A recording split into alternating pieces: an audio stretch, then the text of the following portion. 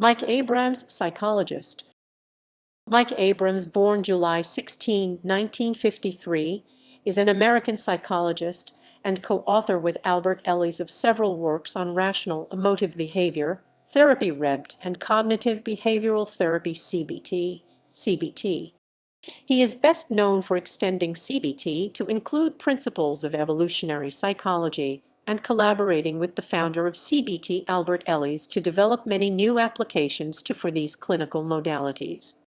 His new clinical method, which applies evolutionary psychology and behavioral genetics to CBT, is called Informed Cognitive Therapy (ICT).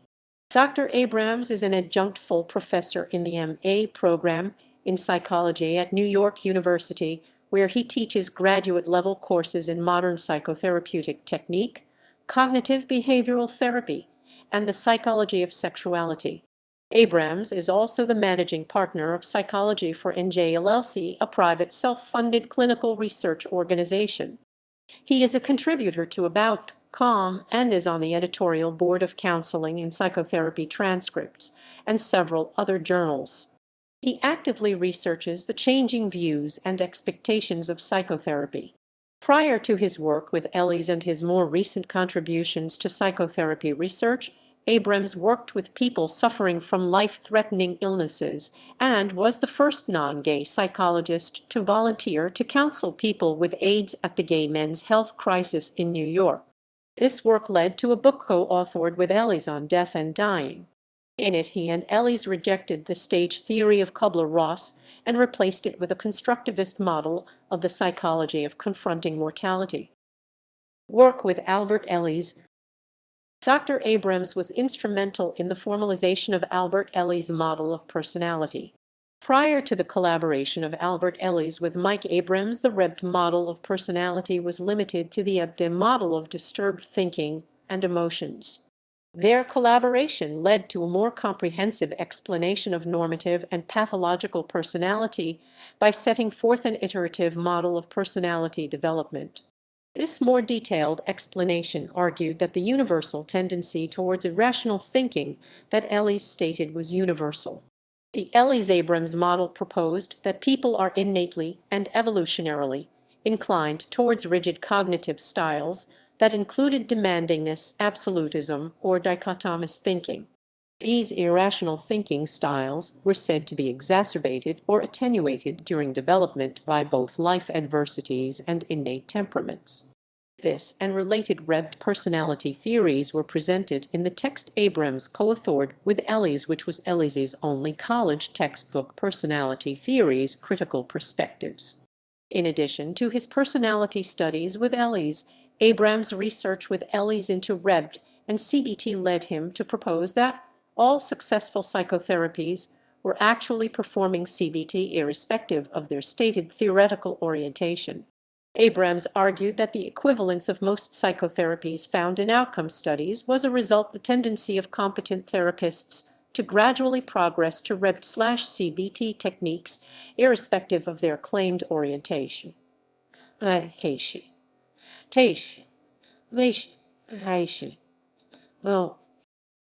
Work on evolutionary psychology.